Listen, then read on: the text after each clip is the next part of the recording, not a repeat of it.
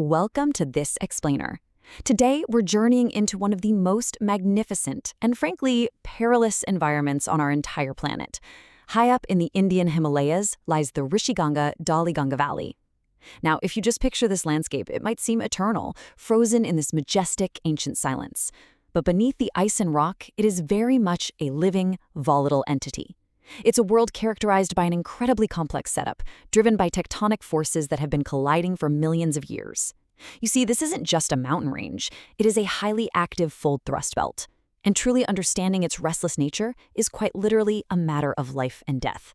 So how exactly do we predict the unpredictable in the world's most volatile mountain range? Take a moment to really think about the sheer awe-inspiring scale of the Himalayas. They are absolutely breathtaking for sure, but they harbor hidden dangers that can awaken with terrifying speed. In a landscape where the cryosphere, that's the frozen water part of the Earth system, is rapidly changing due to climate shifts, the interactions between ice, rock, and gravity become incredibly complex. We aren't just dealing with isolated events here. We're looking at a deeply interconnected web of potential catastrophes. Section 1. The Restless Himalayan Landscape. This landscape is not made of static rock. It's an ecosystem perpetually on edge, constantly shaped by summer monsoons, winter snows, and massive tectonic thrusts.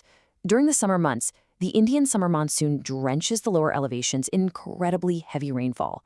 Then, winter rolls in, and western disturbances dump heavy snow on the peaks. This relentless interplay of extreme moisture, massive temperature swings, and immense pressure from deep beneath the crust creates a highly volatile world. And this isn't just academic theory, it is sobering history. In 2011, the Sikkim earthquake literally severed regional lifelines. In 2013, the Kedarnath disaster unleashed catastrophic floods that claimed over 5,000 lives. And most recently, in 2021, right here in the Chamoli region, a massive rock and ice avalanche wiped out 2 entire hydroelectric projects in the absolute blink of an eye. Section 2. Forces of the Fold Thrust Belt. To truly comprehend these dangers, we have to look at the unseen forces moving beneath the surface. This valley sits within ancient Proterozoic rock, deeply scarred by structural deformation from major tectonic faults, like the main central thrust. The destructive power of these tectonic movements is actually measured by something called peak ground acceleration, or PGA. Think of PGA as the hidden pulse of the Earth. When an earthquake strikes, it's not just the overall magnitude that matters most. It's how violently the ground itself accelerates right beneath your feet. In a region that seismologists say is overdue for a major event, understanding this acceleration dictates whether a mountainside holds firm or whether thousands of tons of rock and ice come hurtling down into the valley below. And suspended directly above these valleys is a staggering amount of frozen water. We're talking 204 glaciers and 97 glacial lakes nestled right within this specific study area.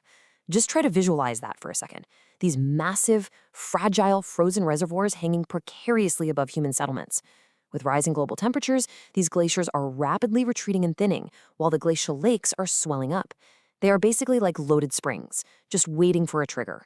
It could be a heavy rainfall, a sudden unseasonal thaw, or an earthquake, and all that devastating energy is released downward. Now, the stability of all this hanging ice and rock is dictated by 3 absolutely critical vulnerability markers. First is slope, the sheer steepness of the terrain. Research shows avalanches most frequently trigger on slopes between 25 and 40 degrees. Next is aspect, meaning whether a valley is sun-facing or shaded. Sun-facing areas experience rapid melting, while shaded slopes can develop weak, sugary snow layers hidden deep down inside the snowpack. And finally, curvature. A convex, outward bulging surface literally stretches and weakens the snowpack, making an avalanche much more likely, whereas concave, bowl-like surfaces tend to hold the snow a bit more securely. Section 3. Tracking hazards from above. Dealing with a landscape this vast and inaccessible means scientists at the Geological Survey of India have to act as incredibly vigilant observers. They're reading the Earth's deep scars from miles above, using a highly structured 3-step methodology. Step 1 is remote observation. They use multi-sensor satellites to peer right through the clouds, mapping landforms, drainage patterns, and vegetation that the naked eye just couldn't easily see. Step 2 is causative factor mapping, meticulously charting the slope, the aspect, tectonic faults, and historical earthquake data. Finally, step 3 is the weighted integration of this massive data set. They don't just stack maps on top of each other. They precisely calculate how heavily each unique factor contributes to a potential disaster. To pull off that incredibly complex weighing process, they use a method called the analytical hierarchy process, or AHP. It sounds like a mouthful, but at its heart, it's a brilliantly logical system. Imagine trying to predict a landscape. Is the steepness of the slope more important than how close a rushing river is to undercutting the mountain's base? Well, AHP allows scientists to mathematically rank and weigh all these complex environmental factors against each other. It carefully balances variables like bedrock type, altitude, and land cover to predict the Earth's next move, generating a comprehensive hazard score for every single square inch of the terrain. Section 4. The domino effect of disasters. Historically, scientists used to study these threats in total isolation. You'd have an earthquake map over here, an avalanche map over there. But nature in the high Himalayas does not care about our neat little categories. As researchers clearly note, a single natural disaster can trigger or increase the likelihood of additional hazards. And that right there is the terrifying reality of the domino effect. A seemingly minor, isolated event high up on a peak can trigger a catastrophic downstream reaction that actually amplifies in destructive power the further it travels. Let's contrast two scenarios to really understand this. A single hazard might be an isolated earthquake shaking the bedrock. Sure, it causes localized damage. But a cascading hazard, that same earthquake shakes a fragile, convex snowpack, which then triggers a massive avalanche. The avalanche sweeps down the mountain, gathering rock and debris, transforming into a massive landslide. This landslide then plummets into a valley, temporarily damming a raging river. And then, hours later, that temporary dam violently bursts, leading to an unstoppable flash flood miles and miles downstream from where the original earthquake even happened. This constant interplay between glacial ice and flowing rivers makes the data feel incredibly visceral. Section 5. A blueprint for survival. By integrating all of this complex data, the Geological Survey of India has managed to create a first-of-its-kind macro-scale map for this remote, wild terrain. And honestly, the findings are stunning.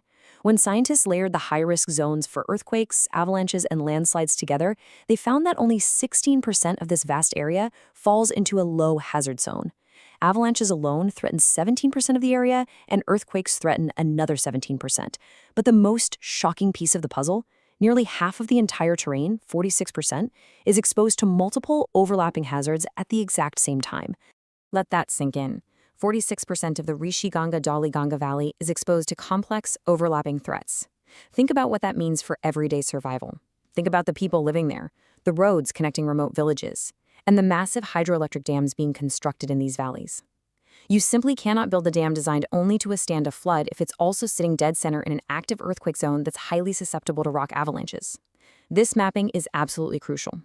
It's the foundational blueprint for early warning systems. It tells local governments exactly where infrastructure should not go and exactly where emergency resources need to be stationed before the next sleeping giant awakens. All of this leaves us with a pretty profound question to consider. As the Himalayan cryosphere rapidly changes, melting ancient glaciers and shifting the very delicate balance of these mountains, can our mapping of the Earth's scars actually keep pace with human expansion into these valleys? We are making incredible, unprecedented strides in reading the language of the restless Earth. But make no mistake, nature in the high Himalayas demands deep reverence and a lot of humility. Ultimately, our survival depends not just on gathering all this amazing data,